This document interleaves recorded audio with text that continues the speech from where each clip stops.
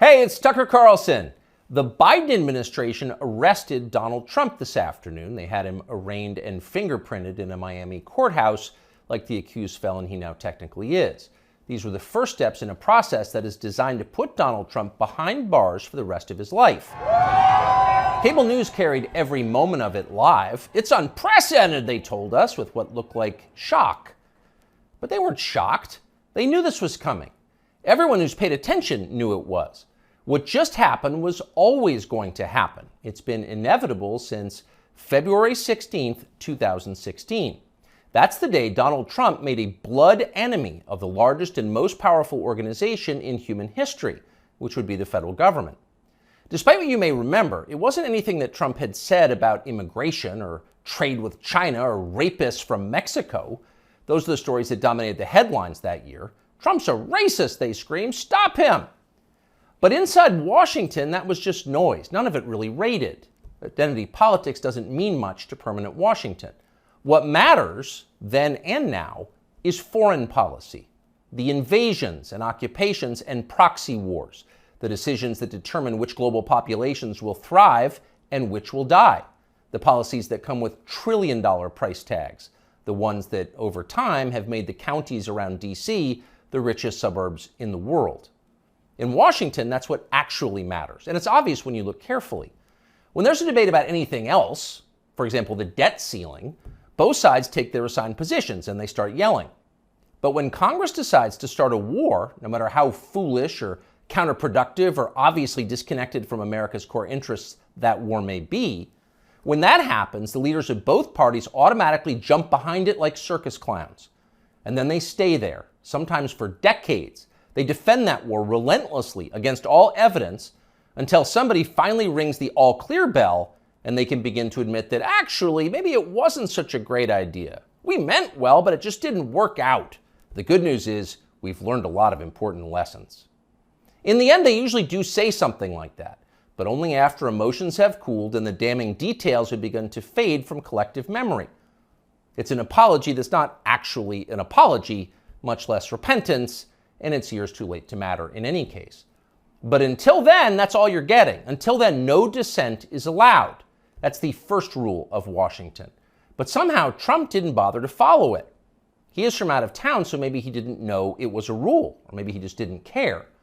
Either way, 7.5 years later, we can point to the precise moment that permanent Washington decided to send Donald Trump to prison. Here it is. It's from the Republican candidates debate in Greenville, South Carolina.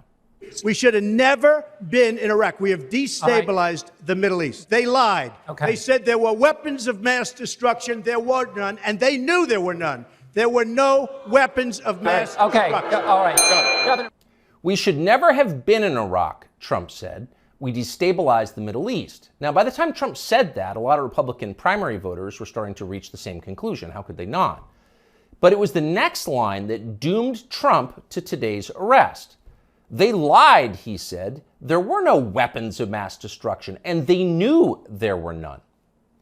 Now, when he said that, a few in the crowd booed. Most just sat there in silence, stunned. Can he say that? Well, he said it anyway. And by saying that, he sealed his fate. That was the one thing you were not allowed to say, because it implicated too many people on both sides, which on this topic is really just one side. Hillary Clinton was guilty of it, but so was Paul Ryan. All of them were guilty. They all knew, they all lied. And to a person, they hated Donald Trump for exposing them. After that, it was pretty clear that even if he did get elected president, Trump was going to have a very hard time controlling the federal government he was supposed to be in charge of. Most of permanent Washington decided that thwarting Trump was the single most important mission in their lives. Everything depended on it. Many of them said so publicly. But others didn't say so publicly. In fact, the stealthier ones took another path. They ran toward Trump, not away from him. They sucked up to him. They ingratiated themselves with the man they intuitively understood was susceptible to flattery, which Trump is. And they did this in order to subvert his new administration from the inside. There were a number of these, and you could spot them immediately. They were flatterers. Invariably, the ones who flattered Trump the most hated him the most and disagreed the most strongly with his views. You saw them in the hallways of the White House and at press conferences. They were there slobbering over their boss with elaborate self-abasement as if they were addressing a monarch or a god. It was a scene from the Ottoman court. It was filthy and decadent, and it was false. Mike Pence, Nikki Haley, Mike Pompeo, Lindsey Graham in the Congress. They all called Trump a visionary genius up until the moment he lost power. And then they unsheathed their real agenda, as always the neocon war agenda, and they piled on with maximum force. Here's Mike Pompeo, for example, on Fox News this morning. President Trump had classified documents where he shouldn't have had them, and then when given the opportunity to return them, he chose not to do that for whatever reason. When somebody identifies that, you got to turn them in. And so that's inconsistent with protecting America's soldiers, sailors, airmen, and Marines. And if the allegations are true, some of these were pretty serious, important documents. And so that's wrong. May future historians hoping to unlock the mysteries of late Empire Washington study that clip, because it will reveal everything. That very same Mike Pompeo, the one who's sneering at Donald Trump on TV this morning, that guy served Donald Trump as both CIA director and as Secretary of State. Those are the two most powerful jobs in the federal government. And as he worked in those jobs, Pompeo promised, in fact, he swore, to support the president's agenda. Why? Because that's the way a democracy works. You vote for a candidate in the belief that his appointees will carry out the policies that you voted for. It's not about the president, it's about you, the voter. But Pompeo didn't do that. He didn't even try to do that. In fact, he undermined Trump's often stated commitment to peace and non-intervention abroad at every turn. His every waking hour was devoted to fomenting war in some faraway foreign country or other.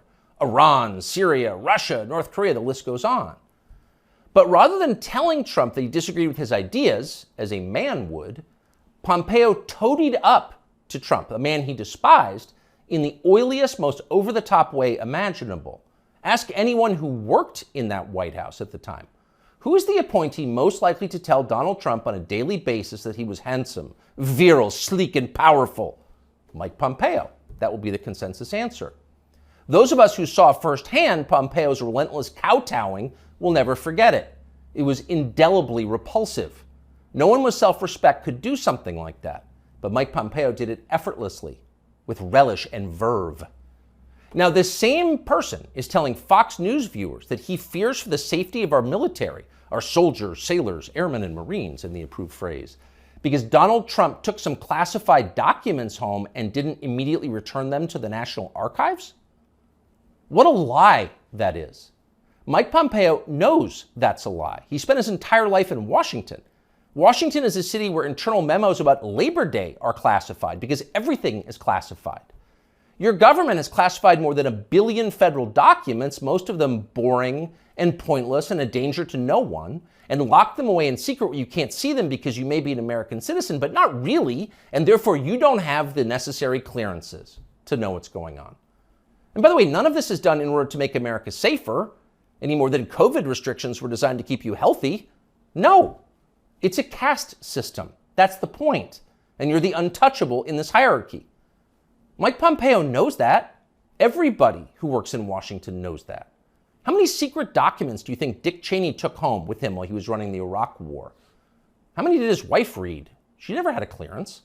We'll never know the answer because there is no chance Dick Cheney will ever be investigated or his staffers will be told to wear wires in his presence. He will never be indicted for this. Of course not. Dick Cheney is a neocon. Donald Trump is not. Dick Cheney supports war with Russia. Trump does not. That's the difference. The rest is just a distraction. The prosecution of Donald Trump is transparently political. He's literally Joe Biden's main political opponent. He's polling over 60% among Republican voters right now. So Joe Biden is doing what no president has ever dared to do. He's using law enforcement to lock up his chief rival. That's happening right now. Anyone who denies it's happening is lying to you. But actually, it's worse than that. Trump's prosecution isn't just political, it's ideological. Nobody with Trump's views is allowed to have power in this country.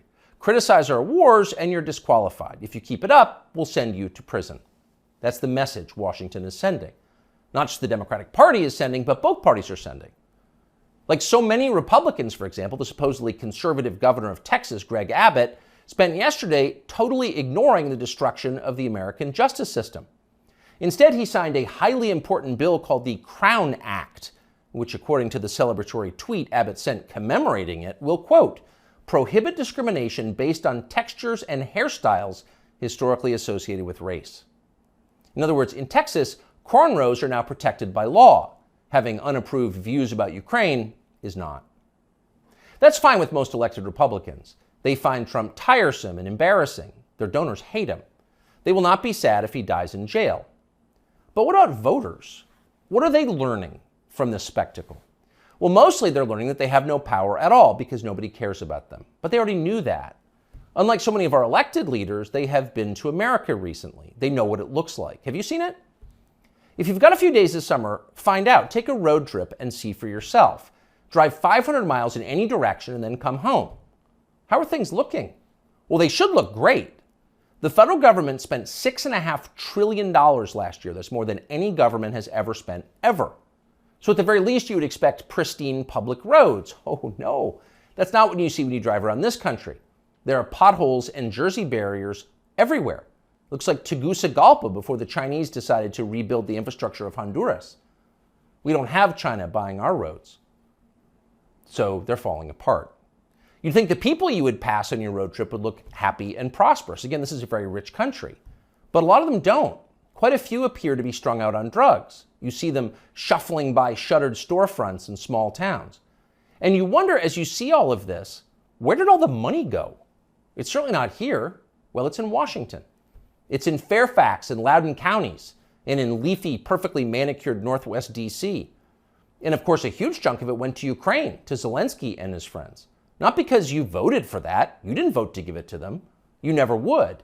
But because Joe Biden and his many allies, from Chuck Schumer to Mitch McConnell to Paul Ryan, and every single news anchor on all of television, all of them believe that Ukraine, its borders, its future, its infrastructure are all more important than the town that you live in. They sincerely think that, and it's obvious. Everyone in power thinks that, except for Donald Trump. Whatever else you say about him, Trump is the one guy with an actual shot at becoming president who dissents from Washington's long-standing pointless war agenda. And for that one fact, they're trying to take Trump out before you can vote for him. And that should upset you more than anything that's happened in American politics in your lifetime. Even if you don't plan to vote for Donald Trump, even if you would die before voting for Donald Trump, which is your right and a lot of good people feel that way, even still, the destruction of our democracy, which is the right of voters to support any candidate they want, even candidates who don't want war with Russia, the destruction of that should keep you up at night. Yes, Donald Trump is a flawed man, but his sins are minor compared to those of his persecutors. In this life, we don't get to choose our martyrs. We can only choose our principles, and America's are at stake. Younger people say the news is full of lies. In Kennedy's motorcade, 239 people. The death of Jeffrey Epstein.